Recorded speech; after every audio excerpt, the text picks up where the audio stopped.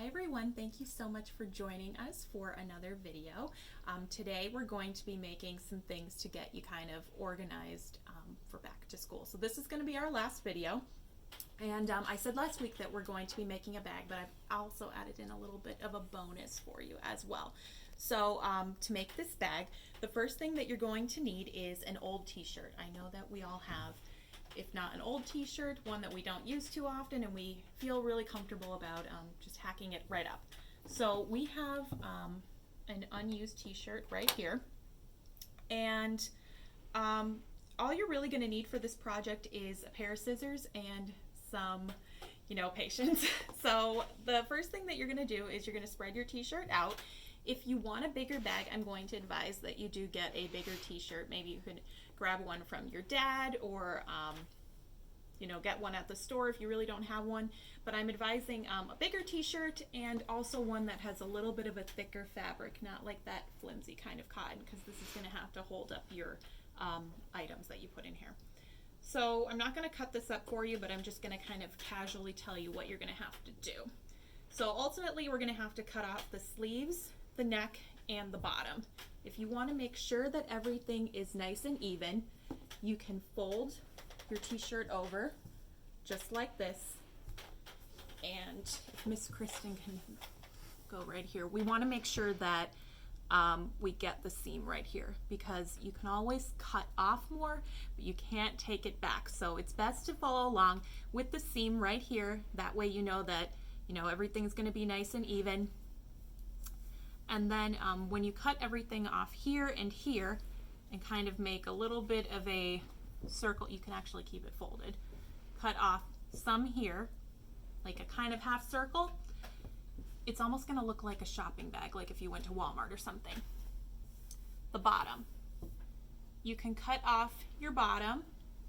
Probably you could go about 4 inches or so. Again, the more you cut off, the smaller your bag is going to be. You can always cut more off later, but ultimately you're going to have to cut like a little bit off of the bottom.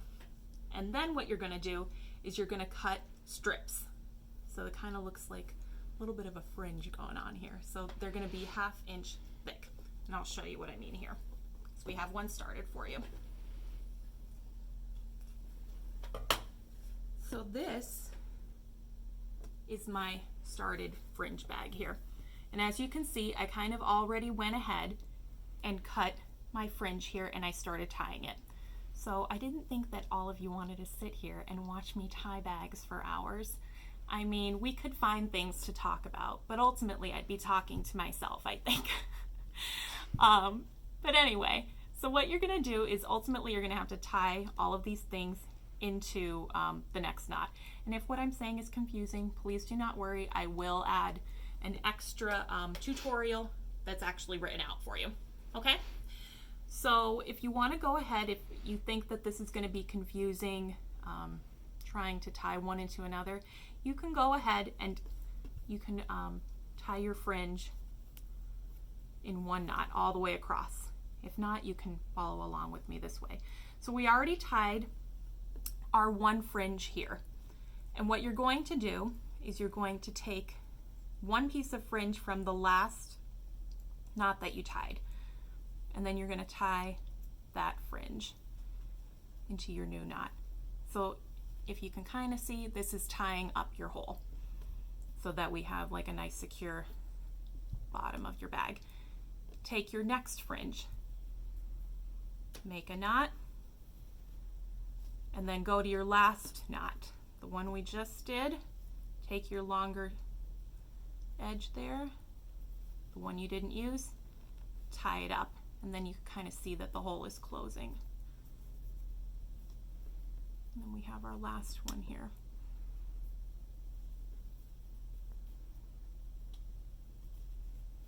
Tie it up, go to your last knot. And ultimately it's just going to be a lot of tying and filling in the gaps. If for some reason when you finish you find that there's a hole that you missed, you can go right ahead and fill in the blanks. And if you don't like this fringe, because I'll admit, it's not always my thing. you can go ahead and turn this bag inside out. And it's going to be tucked in for you there. So that's kind of neat. And then just go through, like I said, and check and see if there's any kind of pieces that just need to be tucked in or tied more securely. Okay, so that's our bag. You can use this to just keep your school supplies or your books and notebooks and all that just generally organized. And you can maybe like just put it in a spot in your room if you're doing school at home, and then everything at least is in one corner. So that is our bag. I've also come up with a notebook activity for you. And as you can see, I've zhuzhed mine up a little bit. It looks real extra at this point. We even put a little bit of glitter.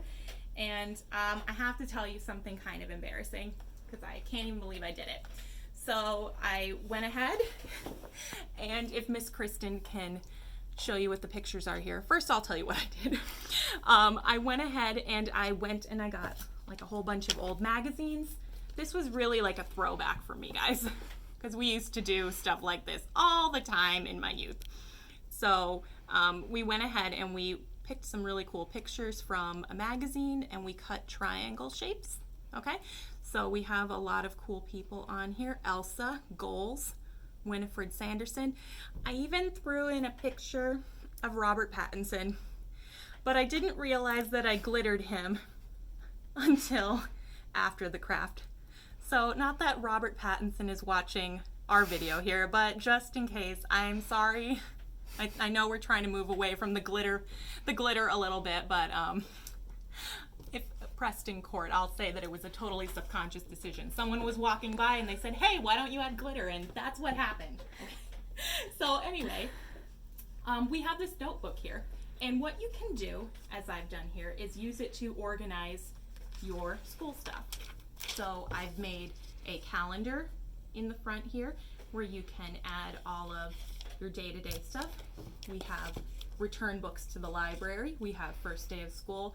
Just kind of whatever you need to kind of keep track of to get through the week. I know that I do a lot better when I have my dates out in front of me, and then I know what's going on.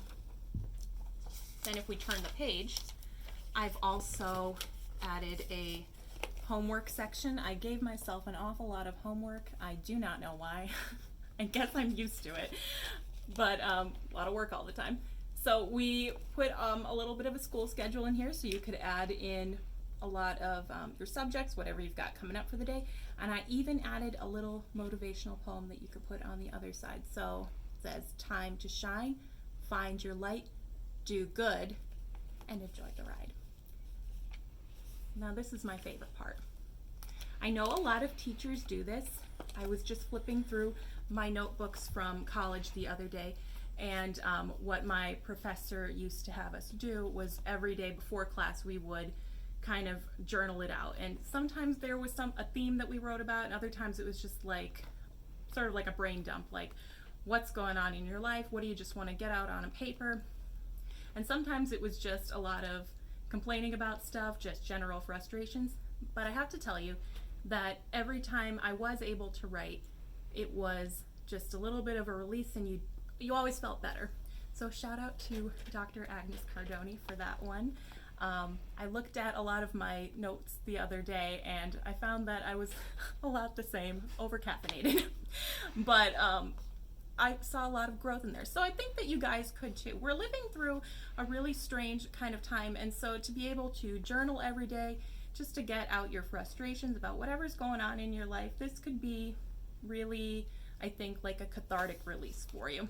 So just consider it. You could do what I did, and I went right down the middle of the notebook here. This is just an ordinary marble notebook, and there's that seam in the middle here, and you can use the first part to kind of divide up your homework business and everything, and in the back you can keep this kind of more to yourself, like a journal kind of thing. And you can tuck this away into your bag. And I even dragged out for you our pencils from the other day. And you have just a little kind of piece of the world for yourself there. So that can go in the corner. And I think I'm just gonna speak on behalf of everybody when I say best of luck to all of you in school. Best of luck to our teachers and everything. You guys work so hard and we're rooting for you. Please reach out to the library if there's any kind of thing that we can do for you in terms of resources or whatever kind of thing. We're here for you, and you guys are awesome, and we hope that everyone has a really great school year, and we'll see you soon, guys. Take care.